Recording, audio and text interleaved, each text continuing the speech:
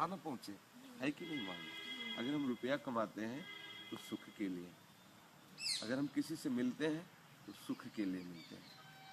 अगर जो हमारे सुख में बाधा पहुंचाए, चाहे क्यों पुत्र ना हो, क्यों पुत्री ना हो, वो कितना भी सगा ना हो, उससे हमारी दूरी होने लगती है। और बहुत दूर का आदमी हो, उसे सुख मिलने लगे तो उससे नजदीकपन होना लगता है। मतलब जीव को अपने अंडर में करके ये इंद्रियां और मन ये केवल सुख खोज रहे हैं, पर रास्ता गलत हो गया। जा रहा है सुख और जा रहा है रास्ते की तरफ जहाँ दुख है। बस रास्ता गलत हो चुका है। यहाँ जितने भी आप पॉइंट देख रहे हैं सुख के, सबका परिणाम जो होते हैं, विवेकी जन परिणाम देखते हैं, अविवेकी जन तुरंत उस क्रिया को देखते हैं, परिणाम को नहीं देखते।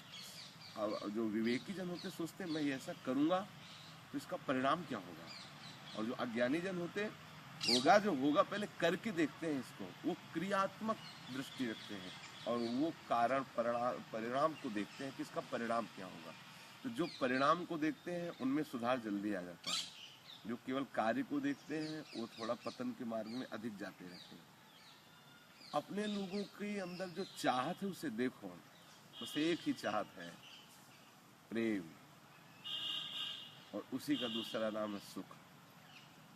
अगर हम बहुत ज्ञानी हों, बहुत अच्छे संत हों, लेकिन आपसे प्रेम न करें, आपको सुख नहीं मिलेगा। और यदि हम आपको प्रेम करें तो आपका हृदय भजन से बाद में होगा, अभी शीतल होने लगेगा और मन में लगा कि जहाँ मैं गया मुझे अच्छा लगा। क्यों? मुझे प्रेम मिला। वो प्रेम हम गलत जगह लगाए हुए। सबसे पहला पॉइंट है ये देह, ये देह, इसे हम अपना रूप ही स्वरूप ही मान रहे हैं, नहीं मान रहे? जैसे मैं हूँ तो ऐसा लगता मैं यही पूरा, और जबकि ये मेरा कपड़ा है।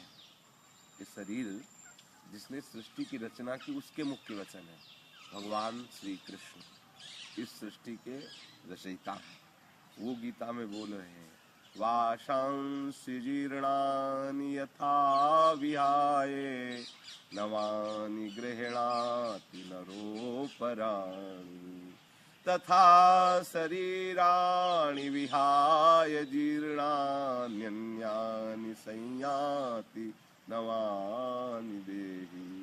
उन्हें वाशांश जीर्णानि यथा विहाय, जैसे पुराने कपड़ों को हम त्याग देते हैं, नवानि गृह्णाति, नए वस्त्रों को प्राप्त करके पुराने वस्त्रों का त्याग कर देते हैं, तथा शरीराणि यथा, जैसे कपड़ों को त्याग देते ऐसे ही जीव कर्म के अनुसार नए शरीर को प्राप्त होकर के पुराने शरीर को त्याग देता है। अर्थात जीवात्मा का ये वस्त्र है शरीर, जैसे इस शरीर का वस्त्र ये है, ऐसे जीवात्मा का वस्त्र ये शरीर है। अब शरीर में जो मैंपन बध गया है, अब देखो कभी ऐसा अनुभव होता है कि ये मेरा वस्त्र है, ऐसा तो अनुभव जब दर्पण देखते हैं तो लगता है मैं ही हूँ, नहीं लगता? ये मैं ही भ्रम है। इसी से सारे की सारी गलतियां शुरू हो गई, हमारा मार्ग इसी से गलत हो गया। अब मुझे इस शरीर से जो सुख प्राप्त होता है, वो चाहे धर्म से मिले चाहे अधर्म से मिले, चाहे प्रेम से मिले चाहे वैर से मिले, मुझे उस सुख को लेना है, क्योंकि सुख का ग्राही है ये जीवात्मा। सुख सिंधु भगवान का अंश है, ईश्वर अंश, जीव अविनाशी, चेतन अमल, सहज सुख राशि। परमात्मा सुख स्वरूप है, उसी सुख स्वरूप परमात्मा का ये अंश है, तो ये सुख ही चाह रहा है। पर अब गलती ये है कि हम देह को अपना स्वरूप मान लिया, और देह जिस जिस से सुख प्राप्त करता है उसको संग्रह करके उसको नजदीक रखता है। अब बिल्कुल मूढ़ता इसीलिए छा गई कि इसका नाम दुखालय है, और यहाँ की हर वस्तु दुख देने वाली है, हर वस्तु दुख देने वाली, परिणाम में, क्रिया में नहीं। क्रिया में तो जैसे बर्फी है, तो कितना स्वादिष्ट लगता है, और आप खूब पाओ शुगर हो जाएगी, आज नहीं तो कल, कल नहीं तो परसों, और आप अधिक पा के अभी देख लीजिए, अभी आपके शरीर में अच्छापन नहीं लगने लगे। अधिक पा लीजिए, अभी शरीर में सुस्ती आ जाएगी, अभी शरीर में विकार उत्पन्न, खाने में तो कितना सुंदर लगता है। कोई भी वस्तु आप जिसको अच्छा समझते हैं उसको रख लीजिए और अधिक से अधिक उसे भोगिए, थोड़ी नहीं। जब उसका रहस्य निकालना हो तो अधिक से। एक संत थे, उनके मन में आया मैं खीर खाऊं, भजन करना है खीर का, ना अब खीर खाएंगे। मन बड़ा बलवान है, हट कर लिया। वो एक भगत के पास गए, उन्होंने कहा मुझे खीर चाहिए और 4-5 आदमियों को चाहिए, जिस 4-5 आदमी जिसमें पा चुके ऐसे, और शाम तक बना दोगे? तो बड़े उदार भगत थे, संतों की सेवा करते। बोला ठीक है। बोले अच्छे से बनाना। जब गए तो उनका महाराज जी 4-5 और, बोले सब इसी में बैठे हैं और बाहर से नहीं ला रहे। और बोले खीर रख दो, तुम जाओ। कमरा बंद कर दिया और पाना शुरू किया। तब लिमिट होती है, पाने के बाद मन कहने लगा अब नहीं। बोले कैसे, बहुत परेशान कर रहे हो, अब इतनी जल्दी कैसे मान गए? फिर पाया, अब आखिरकार लिमिट होती, यहाँ तक आ गए। और 4-5 की थी, यहाँ तक। अब वो एकदम बमन हो गया, उल्टी हो गई। फिर उसी खीर में मिलाया और फिर पाना शुरू किया। बिल्कुल नहीं, एकदम मन कह नहीं, अब बहुत परेशान किया। खीर, अब खीर ही तो है। फिर 4-5 घंटे किया, बार बार खाना बार। मन कह दिया कभी जीवन में हम खीर नहीं मांगे, कभी जीवन में खीर नहीं मांगे। दरवाजा खोला, सब छोड़ा, चलो। कभी मन ने नहीं कहा कि मुझे खीर चाहिए। जैसे अग्नि को थोड़ा थोड़ा घी डालो तो बढ़ेगी, लेकिन एकदम एक बाल्टी घी लेके डाल दो तो झप से एकदम बुझ जाएगी। ऐसे यहाँ के जितने भी विषय हैं, थोड़ा थोड़ा भोगोगे तो लगेगा सुख है, लेकिन उसका रहस्य जानना है तो आप उसको कस के देखो, किसी में सुख नहीं, किसी में भी सुख नहीं है। सुख है तो आप में है, आप में सुख है, इसलिए आपको सुख मिलता है। बाहर किसी विषय में सुख नहीं। अगर आपकी जिह्वा में छाले पड़ जाए या बुखार के कारण जिह्वा में पित्त बढ़ जाए अंदर से, तो आपको किसी भी भोजन में स्वाद नहीं मिलेगा। आपकी आँख खराब हो जाए तो किसी रूप में आपकी जो आसक्ति नहीं उत्पन्न होगी, किसी रूप में सुख नहीं मिलेगा। तो आप में सुख है तो आपको सब जगह सुख लग रहा है। यदि आप में ना हो तो कहीं न मिले। वस्तुतः अपने आप में ही सुख है, पर हम शरीर को स्वीकार करने के कारण बाहर सुख ढूंढ रहे हैं। देखो आपका इतना समय व्यतीत हो गया, तो जैसे ये इसको अनुभव की बात कहें तो ये लड़खड़ा जाएगा, लेकिन आपको हर विषय का अनुभव है। और आपने देखा क्या, आपके अंदर जो चाहत थी, जो एक कि इसको प्राप्त करेंगे तो फिर फाइनल हो जाएगा कि अब मुझे कुछ नहीं चाहिए। क्या हुआ? नहीं। जितने भी संसार के प्राणी हैं सब इसी में लगे हैं, ये नहीं तो वो, उसमें नहीं तो उसमें, उसमें नहीं तो उसमें, लेकिन है कहीं वो सुख है। और खोजते खोजते बावरा हो जाता है। अब जब काम नहीं करता फिर व्यसन करने लगता है। जब बुद्धि काम नहीं करती ना तो अब व्यसन करने लगता है, फिर उन्हीं में ढूंढता है। एक जन्म नहीं करोड़ों जन्म व्यतीत हो जाएंगे, लेकिन वो सुख नहीं मिला। और जब वो लौट पड़ता है इस दिशा से और कहता है हौ हार्यो कर जतन बहुत विधि अतिशय प्रबल अजय, तुलसीदास बस होए जबे जब प्रभु पेरक बर जय, हरि जो मेरो मन हठ न तजय। हे हरि, मैं बहुत करके देख लिया, इधर तो कुछ नहीं मिला। अब रो पड़ा प्रभु से कि अब मुझे स्वीकार कर लो। तो जे ही प्रभु की तरफ बढ़ा और एकांत में बैठकर प्रभु की से विनय किया, रोमांच हो गया और मन आनंदित हो गया। अब लगने लगा कि जहाँ हम जो खोज रहे थे अब वो मिलना शुरू, अब वो अपने आप में डूबने लगा। अब जो बाहर हम सुख खोज रहे थे वो नहीं मिला, लेकिन जब हम अंदर खोजने लगे तो जिससे केवट भगवान के चरणों का जब स्पर्श करता है तो कहता है अब कछुनाथ न चाहिए, हे करुणा निधान, अब मुझे नहीं चाहिए। मिल गया। सुख वही है जो शाश्वत हो और स्वतंत्र हो, दूसरों के हाथ में न हो। दूसरों से जो सुख मिलता है उसे सुख नहीं कहते। तो शाश्वत सुख भगवान श्री कृष्ण के चरणारविंद है और वो निरंतर पास है। श्री कृष्ण अपने इतने पास है कि आप जहां हो बिल्कुल वही है। ये शरीर दूर है हमसे, लेकिन श्री कृष्ण दूर नहीं। श्री कृष्ण बिल्कुल वही है जहां जीवात्मा विराजमान है। उन्हीं से वो पावर पा करके जीवात्मा संचलित हो रहा है। श्री कृष्ण वही विराजमान है। उसी सुख को प्राप्त करने के लिए मनुष्य जीवन मिला है। नहीं तो देखो कितने जीव हैं इस 84 लाख योनियों में, ये सब हमको बनना पड़ेगा और ये सब बन करके आए हैं। ऐसा नहीं कि हम सुअर नहीं बने, हम कुत्ता नहीं बने, हम इंद्र नहीं बने, सब बन करके आए। क्योंकि बहुत काल से हमारी सृष्टि में ये जीवन यात्रा चल रही है। एक केवल योनि है, इसे मनुष्य योनि कहते हैं। इसी से भजन करके या कुकर्म करके गंदी योनियों को प्राप्त हो सकते हो या उत्तम योनियों को प्राप्त हो सकते हो। अब ये निर्णय है कि तुम क्या करोगे, उत्तम योनियों में जाना चाहते हो या अधम योनियों में जाना चाहते हो। यदि कुछ ऐसा कुछ आभास हो रहा है कि नहीं सत्य तो भगवान ही है, भगवान के सिवा और कुछ सत्य नहीं है, तो फिर निश्चय कर लेना चाहिए कि मुझे प्रभु का ही भजन करना है। तो ये जितने भी कार्य हैं वो सब प्रभु के ही हैं, ऐसा मान के करो तो सब पूजा हो जाएगी। भगवान का भजन करने के लिए आवश्यक नहीं कि मेरी तरह बाबा जी बन करके एकांत बैठने की जरूरत है। सत्य मानिए, ये अनुभव की बात कह रहा हूँ, आवश्यकता उनके हो जाने की। हे श्री कृष्ण, मैं आपका, यदि आप मुझसे नौकरी करवा रहे हैं तो आपकी सृष्टि में आपकी इच्छा से मैं वो नौकरी आपके लिए ही कर रहा हूँ। आप मेरे प्यारे हैं, आप मेरे प्रीतम हैं, आप मेरे ठाकुर हैं, आप मेरे मालिक हैं। अब आप जो काम देंगे वो मैं कार्य करूँगा।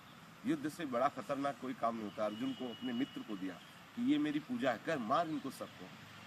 तो भगवान का कार्य समझ करके जो भी कार्य हम करेंगे वो पूजा हो जाएगी। और पूजा को भी यदि मैं अपने स्वार्थ से करूँगा तो भी वो कर्म मात्र रह जाएगा, पूजा नहीं होगी, उसका फल मिल जाएगा लेकिन श्री कृष्ण प्रसन्न नहीं होंगे। तुम जिस कुल में जन्मे हो, जो तुम्हें कार्य मिला है उसे भगवान का समझ करके करो।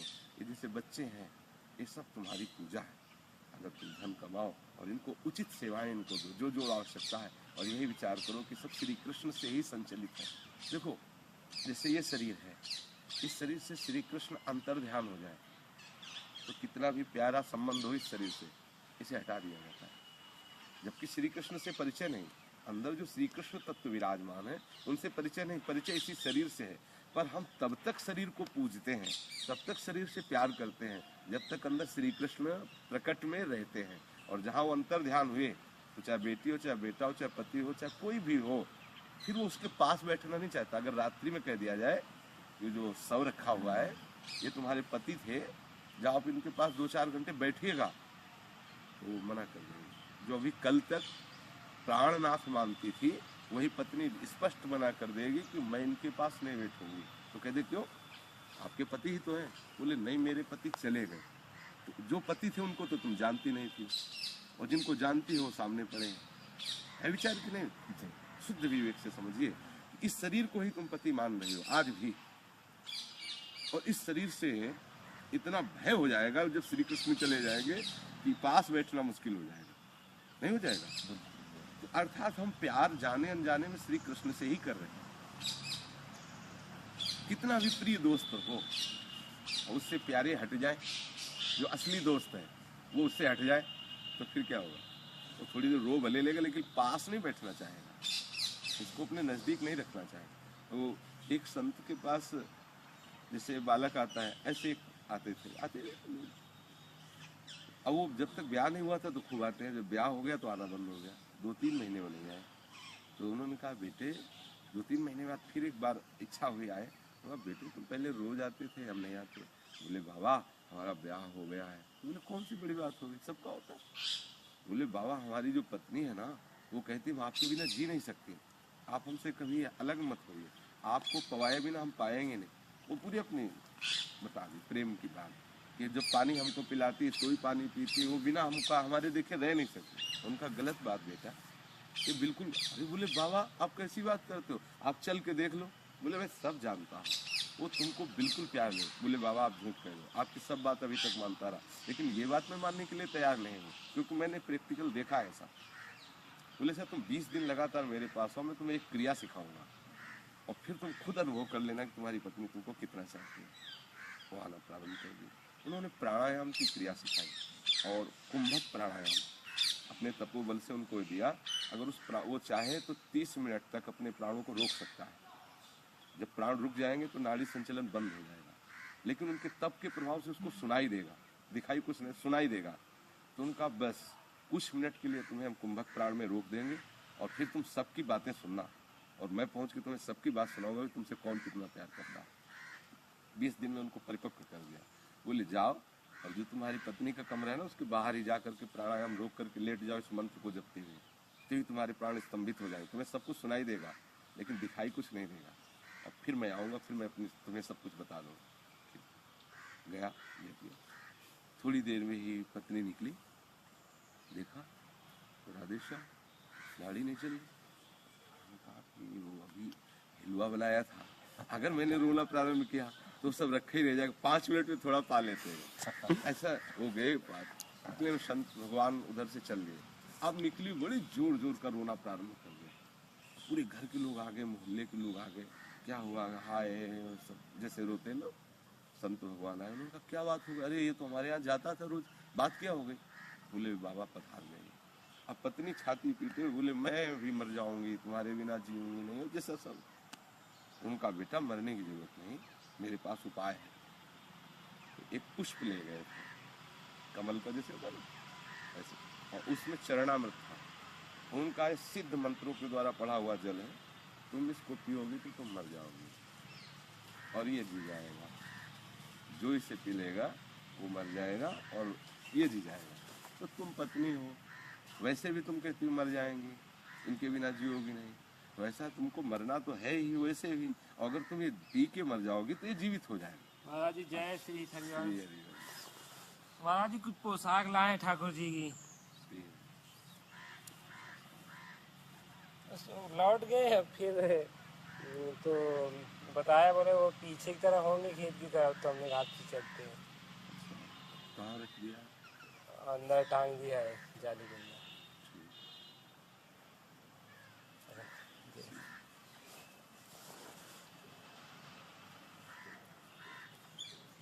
क्या कह रहे थे? वो पुष्प देके। हाँ, तो अब पत्नी का तो रोना बंद हो गया। बात सब पता है कि बात महात्मा सिद्ध है और निश्चित मर जाना होगा। उनका पी लो ना, पी लो। उनका बाबा अब इनको तो जो होना था हो ही गए। अब मैं ये अरे बोले नहीं, अभी आप कह रहे थे इनके बिना जी नहीं सकती। बोले वो तो ठीक है, जो मर ही गए तो फिर अब मैं मरना नहीं चाहता। कोई माता जी खड़ी थी, उनसे आप पी लोगे तुरंत मर जाओगे और जीवित हो जाए। वो भी रुक गए। पता था कि बाबा सिद्ध है, तुरंत जिससे भी कहा, किसी के यहाँ हिम्मत नहीं पड़ी एक कदम आगे बढ़कर, अब कोई बात नहीं, हम बाबा जी हम मर जाएंगे तो कोई बात नहीं होगा। ऐसे तो चढ़ा में ठाकुर जी का ऐसे पिया, उसको कहा उठ रहे मंत्र से प्राणायाम। अब उसने सुना, अब पत्नी दौड़ी वाली बस दूर खड़ी है, मैंने सब सुन लिया, तो हमसे कितना प्रेम करती है, सब नाटक तुम्हारा हम देख लिया। गुरु जी के चरणों एकांत गया, बोले गुरु जी आपने मेरी आंखें खोल ली, नहीं तो मैं भगवान को भूल करके और धर्म की जो मार्ग को भूल करके मैं एकदम आसक्त हुआ चला जा रहा था। बोले बेटा मैंने इसलिए ये दृश्य नहीं दिखाया कि तुम बैरागी बनो, रहो घर में, पर भगवान का चिंतन करते हुए, इन सब के अंदर भगवान है, तुम्हारे अंदर भगवान है तो ये सब तुमसे प्रेम करते हैं, उनके अंदर भगवान है तो तुमसे प्रेम करते हो। भगवान से ही प्रेम हो रहा, जब भगवान नहीं रहेंगे तो कोई किसी से प्रेम नहीं करता। इसलिए भगवान का ही सुमिरन करना चाहिए। निश्चित समझो, ये बिल्कुल सत्य सिद्धांत है। श्री कृष्ण है तो सब एक दूसरे से प्रेम कर रहे हैं, उन्हीं से, और वो जब अंतर ध्यान हो जाएंगे तो कोई किसी से प्रेम नहीं करते, जला दिया जाता है, फेंक दिया जाता है, उसका कोई महत्व नहीं रहता है। तो अब अपने पास कम समय है, बहुत 100 वर्ष की आयु होती है, 80-70 इतने में ही काम हो जाता है, और आधी से ज़्यादा आयु तो चली गई। अब इस समय सावधानी की आवश्यकता है कि नियम से भजन किए जाए। देखो मानने से काम बनता है, ये भक्ति का मार्ग मानने से होता है, जानने से नहीं। अच्छा जैसे आपको बुखार आ जाए तो जैसे केरोसिन टेबलेट नहीं होता, तो क्या टेबलेट नहीं, कहा क्या क्रोसिन, हाँ हम मतलब पढ़े लिखे तो हाँ, तो अब वो दिया जाता है, वो पूछे कि क्या है इसमें, तो बोले बुखार का टेबलेट है। हमें कैसे मान लें कि इसमें बुखार उतर जाएगा? कोई तर्क करता है? लिया और बस विश्वास मान के पा लिया, वहाँ कोई तर्क नहीं करता। जब साधारण औषधि में हम तर्क नहीं करते तो इस तो अविनाशी औषधि में इसमें तर्क करने की है। गुरु ने बोल दिया, संत ने बोल दिया, बस उसी मार्ग को स्वीकार कर लिया। उसमें डॉक्टर बोल दे, पर्चा लिख दे, तो उनसे तर्क करोगे इस टेबलेट में क्या क्या पड़ा है आप बताइए जरा, इस टेबलेट के खाने से कौन कौन ठीक हुआ है बताइए जरा। तो डॉक्टर के भाग तू यहाँ से, तू मरीज ही नहीं, तो रोग निपाटना थोड़ी चाहता है, तू बकवास करना चाहता है, तो भगा देगा उसको। हाँ जो ही लिखा तो बड़ी अदब के साथ लिया पर्चा और मेडिकल स्टोर गया, दवा ली और जैसे बताया सावधानी के साथ खाया, अब अनुभव होगा कि दवा क्या काम कर रही है। तो ऐसे ही भक्ति का मार्ग है कि संत ने बताया, गुरु ने बताया, बस उनकी आज्ञा का पालन करने के लिए हम तत्पर हो गए और उस औषधि को पाया तो हमारा निश्चित कल्याण हो जाएगा। अब इस मार्ग में चलने से इसका रस प्राप्त होता है, अब चलना आपको ही पड़ता है। भगवान ने कृपा करके, भगवान की कृपा का क्या प्रतीक है? पहला तो एक मनुष्य जन्म मिला, दूसरा ये कि भारत में मिला। लेकिन विदेश में होता जहाँ पशुओं की तरह जीवन व्यतीत किया जाता है, केवल जैसे पशुओं का है निद्रा भय आहार में तुम पूरा जीवन व्यतीत हो जाता है, ऐसे हो अभी तो अपने भारत के जा करके हरे कृष्णा तो वो भी लोग आ करके करने लगे। ये तो अब पशुवत जीवन है, न पातिव्रत धर्म है, न एक पत्नी व्रत धर्म है, न भागवत धर्म है, कोई धर्म नाम की कोई चीज़ नहीं। पशुओं जैसा, जब मनावे तब खाओ, जब मनावे सो, पशुओं जैसा व्यवहार। तो सबसे बड़ी कृपा मनुष्य जन्म दिया, उसमें भी भारत में दिया, उसमें भी गंगा यमुना के सानिध्य में दिया, और उसमें भी धाम का संपर्क दे दिया, अब उसमें भी संतों का संग दे दिया। अब शायद इससे बढ़कर तो कोई कृपा होगी नहीं मेरी समझ में। तो अब इस कृपा को यदि हम स्वीकार करें अंतःकरण में और भजन परायण बने, तो फिर हमारा जीवन लाभ के मार्ग में आ जाएगा। अब इसमें लगना अपने आप को पड़ता है। अब जैसे मन लगे या न लगे, अब मन कहे कि टेबलेट हमें नहीं खाना, तो प्रेस करके आसपास वाले लोग और स्वयं भी, यार रोग ठीक करना तो पाना ही है, स्वाद थोड़ी देखना है। स्वाद उसमें देखा जाता है, औषधि में स्वाद थोड़ी देखा जाता है। ऐसे ही ये भगवान नाम औषधि है इस भव रोग की निवृत्ति की। तो इसमें सुख मिले या न मिले, पहली बात तो सुख इसी में है, पर पहले नहीं मिलता, क्योंकि छोटी सी भी चीज़ आप नहीं छोड़ सकते। एक तम्बाकू कोई खाता हो, उसको तम्बाकू छोड़ो तो कितना कष्ट होता है। फिर हम लोग कितने विषयों का सेवन करते हैं, एक साथ कैसे छूट सकता है। पर भगवान नाम निरंतर जपते हुए इन विषयों के त्यागने के लिए तैयार रहो अंदर से, तो आपको प्रभु कृपा से बल मिलता रहेगा और आप उस कार्य को कर सकते हैं जिसलिए यहाँ जन्म हुआ। सब कुछ देख लिया, एक बार श्री कृष्ण को देखो, ये पूरे विश्व ब्रह्मांड के रचयिता है और ऐसे सुंदर है कि फिर ऐसे सुखमय है कि उनके नाम में इतना सुख है। जब कहीं उनका रूप प्रकट होता होगा तो क्या होता होगा। बड़े बड़े राजाओं ने अपने राजपाट को त्याग कर भिखारी बन गए इनके लिए, श्री कृष्ण के लिए। तो अब एक निश्चय करो कि सब कुछ देख लिया, सब कुछ कर लिया, अब एक बार श्री कृष्ण को देखेंगे, ऐसी लगन लगाओ, एक बार श्री कृष्ण से मिलेंगे और वो आपके पास ही है। अगर आप उनसे मिलना चाहें तो अभी मिल सकते हैं, मिलना चाहें तो अभी मिल सकते हैं, पर आप मिलना नहीं चाहें। उनकी एक ही मांग है, वो उसी से मिलते हैं जिसको आप किसी से मिलने की इच्छा नहीं रहेगी। पक्का वो देख लेते हैं, जैसे अपने मार्ग में चले तो फिर हर चीज़ फेंकते हैं, ये चीज़ ये वस्तु ये, अगर वो राजी हो गया फिर सामने नहीं आते कि पागल तो इतने में राजी हो गया, मेरी क्या जरूरत है। भाई अगर राष्ट्रपति ये समझ ले कि इसका डीएम से ही काम हो जाएगा तो काहे को खोपड़ी लड़ाएगा, वहीं भेज देगा अपना काम कर। अगर वो समझता है कि करोड़ 2 करोड़ रुपए से बात बन जाएगी तो काहे को अपने पास बैठा लेगा, वहीं से हटा देगा। और जब देखता है कुछ नहीं चाहिए, केवल मुझसे मिलना है, ये हर बार चेक करवाएगा, ये जो हमारे पास आ रहा है इसको हर तरह से चेक करो, तो चेक करते नहीं, मुझे केवल मिलना है, तो फिर रास्ता देगा। लोग पूछे आखिर क्यों मिलना है, आप वहाँ न जाकर हमसे बताइए, वो काम हम आपका पूरा कर देते हैं निश्चित। अगर कहीं आप आ गए प्रलोभन में तो फिर वहाँ मिलना बंद हो जाएगा, आपका वो काम पूरा हो जाएगा। ऐसे ये मार्ग है, मुझे केवल श्री कृष्ण चाहिए, केवल श्री कृष्ण। तो आपके सामने पहले संपत्ति डालेंगे और फिर विपत्ति भी डालेंगे, बाधाएं पहुंचा देंगे। अब आप अगर ये चाहे कि प्रभु ये बाधा निपट जाए तो फिर प्रभु बैक में हो गए और आपकी बाधा है, ऐसा। तो यहाँ पे जब जैसे साधारण संसारिक प्रेम करने वाले लोग हैं, ये प्रेम का मलिन स्वरूप, वो अपने कुल को त्याग देते हैं, अपनी मर्यादा को त्याग देते हैं और यहाँ तक कि अपने प्राणों को भी त्याग देते, नहीं त्याग देते, मर जाते, फांसी लगा लेते, जहर खा लेते। जब ऐसे मलिन मार्ग में इतनी बड़ी निष्ठा है प्रेम की, तो भगवत मार्ग में ऐसी निष्ठा जब तक नहीं आती तब तक श्री कृष्ण नहीं मिलते।